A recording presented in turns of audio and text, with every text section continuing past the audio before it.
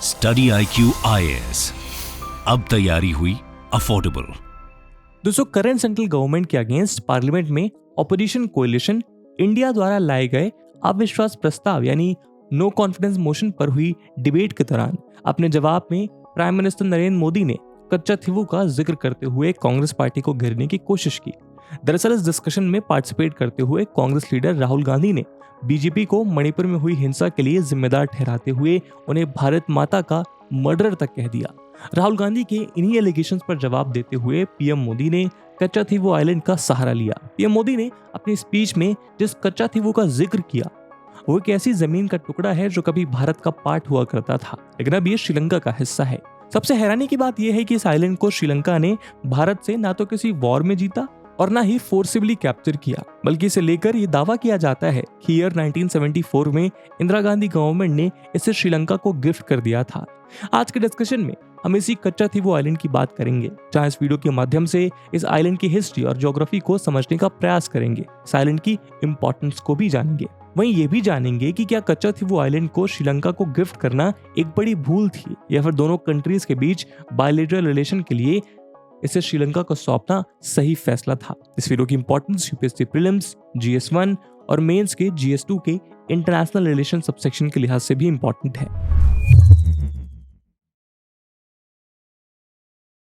दोस्तों, पीएम मोदी ने कांग्रेस को ब्लेम करते हुए कहा कि वो इंदिरा गांधी गवर्नमेंट ही थी जिसने 1974 में कच्चाथीवू आइलैंड को श्रीलंका को दे दिया था। उन्होंने कहा कि उस वक्त की पीएम रही इंदिरा गांधी ने इंडो श्रीलंकन मैरीटाइम एग्रीमेंट के तहत कच्चाथीवू को श्रीलंकन टेरिटरी के रूप में एक्सेप्ट किया। दरअसल कच्चाथीवू इंडिया के रामेश्वरम और श्रीलंका मेनलैंड के बीच मौजूद एक स्मॉल आइलैंड है जिस पर अभी श्रीलंका का अधिकार है। हालांकि पिछले कई सालों से इस आइलैंड को श्रीलंका से वापस लेने की मांग लगातार होती रही है।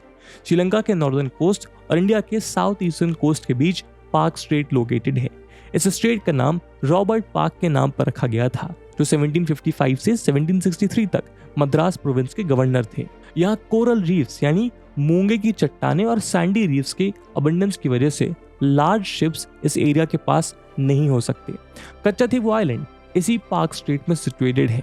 ये भारत के रामेश्वरम से 12 मील और जाफना के नेरुंडी से 10.5 माइल्स की दूरी पर मौजूद है। कच्चाथीवू बे ऑफ बंगाल को अरेबियन सी से कनेक्ट करता है। कहा जाता है कि 14th सेंचुरी में वोल्केनिक इरप्शन से यह आइलैंड फॉर्म हुआ था। कच्चाथीवू आइलैंड का एरिया करीब 285 एकड़ है और इसकी मैक्सिमम विड्थ 300 मीटर्स है। ऐतिहासिक दस्तावेज बताते हैं कि आइलैंड 17th सेंचुरी में मदुराई में रामनाथ किंगडम की जमींदारी के कंट्रोल में था। द गेजेटर के अकॉर्डिंग 20th सेंचुरी की शुरुआत में रामनाथपुरम के सीनिकोपन पडियाची ने यहाँ एक मंदिर का निर्माण करवाया था और थंगाची मठ के पुजारी इस मंदिर की पूजा करते थे। लेकिन जब इंडिया में ब्रिटिश रूल आया तो ये आइलैंड मद्रास प्रेसिडेंसी के कंट्रोल में आ गया, यानी ब्रिटिशर्स के अधीन हो गया। वहीं जब 1947 में भारत आजाद हुआ तो इसे गवर्नमेंट डॉक्यूमेंट्स में इंडिया का पार्ट डिस्क्राइब किया गया। हालांकि तब भी श्रीलंका इस पर अपना अधिकार बता रहा था।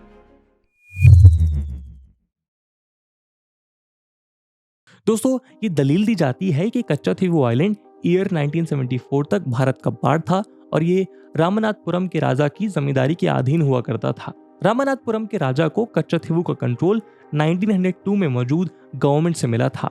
मलगुजारी के रूप में रामनाथपुरम के किंग जो पेशकश यानी कि रेंट भरते थे, उसके हिसाब किताब यानी अकाउंट में कच्चाथीवू आइलैंड भी शामिल था। रामनाथपुरम के किंग ने इस आइलैंड के चारों ओर फिशिंग राइट, आइलैंड पर ग्रेज राइट और दूसरे पर्पसेस के लिए इसका यूज करने का राइट लीज पर लिया था। इससे पहले जुलाई 1880 में मोहम्मद अब्दुल कादिर, मुथुचामी पिलाई और रामनाथपुरम के district deputy collector Edward Turner के बीच एक लीज पर साइन हुआ था।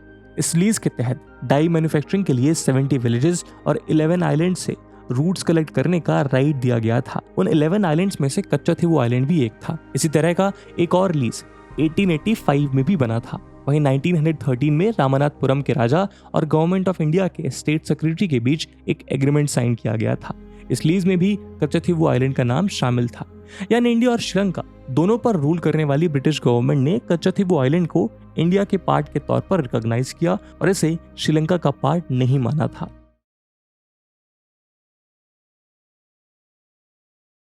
दोस्तों कच्चा थीवू आइलैंड को लेकर भारत और श्रीलंका के बीच डिस्प्यूट है।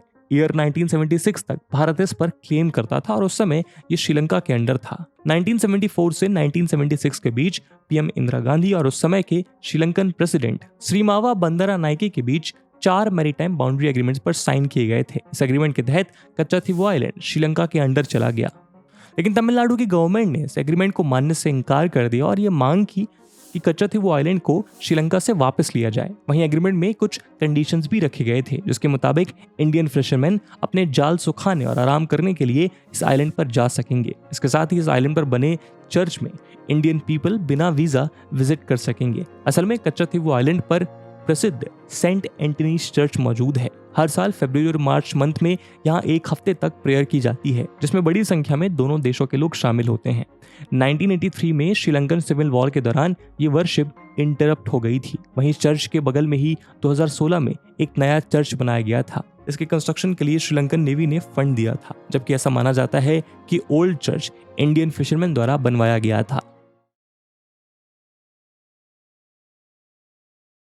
दोस्तों जैसे कि हम बता चुके हैं कि रिकॉर्ड्स के मुताबिक कच्चा थीवू आइलैंड रामनाथ किंगडम का पार्ट था।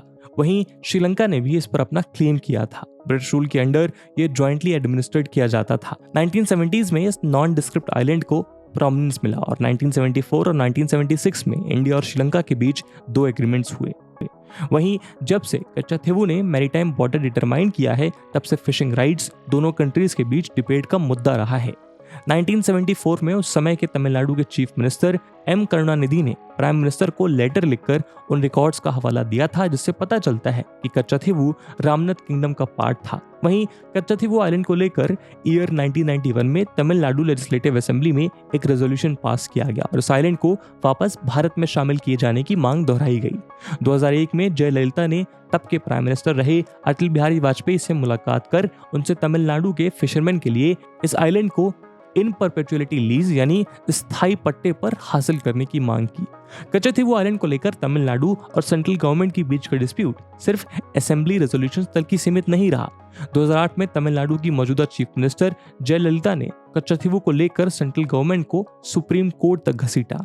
उनकी गवर्नमेंट ने सुप्रीम कोर्ट से कच्चा थीवू एग्रीमेंट को कैंसिल कराने की डिमांड की। जयललिता गवर्नमेंट ने सुप्रीम कोर्ट से इंडिया और श्रीलंका के बीच हुए उन दोनों एग्रीमेंट्स को अनकॉन्स्टिट्यूशनल डिक्लेयर करने की मांग की, जिसके तहत कच्चा थीवू को गिफ्ट में दे दिया गया।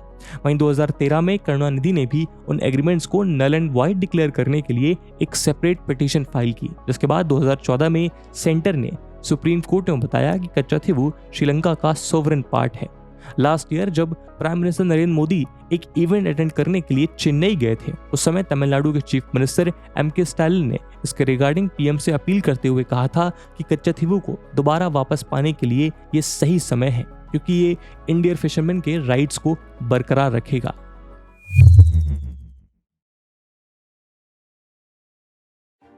दोस्तों दूसरी तरफ श्रीलंका अपनी पोजीशन पर अड़ा हुआ है। उसका कहना है कि इस आइलैंड को हैंडओवर करने का सवाल ही नहीं है, क्योंकि उसने कच्चा थीवू पर एक नेवल बेस स्टैब्लिश कर रखा है। रामेश्वरम के फिशरमैन लीडर पी जेसु राजा का कहना है कि पहले फिशरमैन फ्रीली फिशिंग के लिए वाटर्स यूज करते थे और इस आइलैंड पर आराम करते थे, लेकिन श्रीलंका में हुए सिविल वॉर के बाद पूरा सिनेरियो चेंज हो गया है। दरअसल इंडियन फिशरमैन कई बार मछली पकड़ने के दौरान international maritime boundary line cross कर जाते हैं। ऐसे में श्रीलंका नेवी उन्हें पकड़कर उनके नेट्स को डिस्ट्रॉय कर देती है और शिप्स को कस्टडी में ले लेती है, जबकि श्रीलंकन फिशरमैन का कहना है कि इंडियन फिशरमैन द्वारा फिशिंग के लिए मैरीटाइम बॉर्डर क्रॉस करने से उनका लाइवलीहुड इफेक्ट हुआ है। वहीं इस साल 3 मार्च को श्रीलंकन फिशरीज मिनिस्टर्स डॉगलस देवेनंदा ने दोनों देशों के फिशरमैन से बातचीत की थी। इस मीटिंग में नेवी ऑफिशियल्स भी मौजूद थे।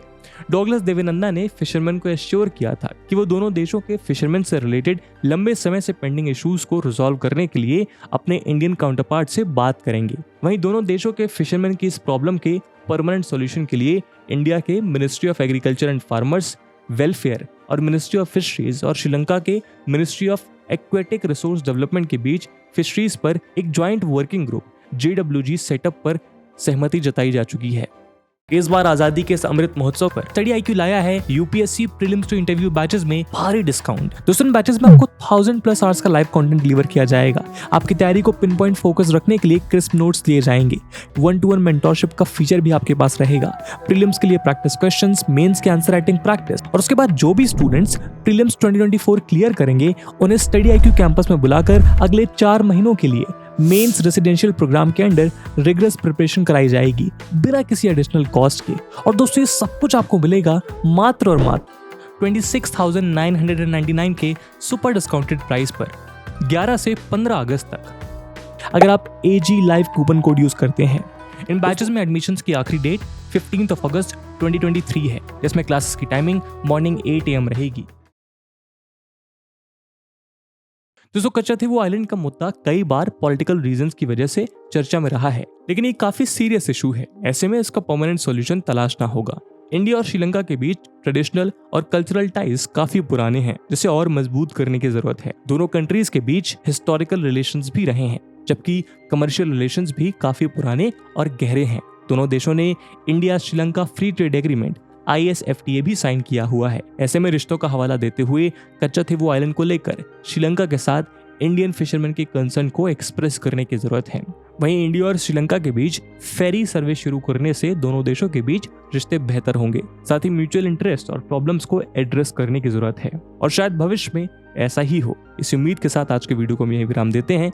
आई होप आपको वीडियो पसंद आई होगी, और अगर पसंद आई है तो अपने दोस्तों के साथ शेयर करना मत भूलिएगा। हम मिलते हैं अगले वीडियो में, तब तक के लिए जय हिंद, जय भारत। स्टडी IQ IAS, अब तैयारी हुई अफोर्डेबल।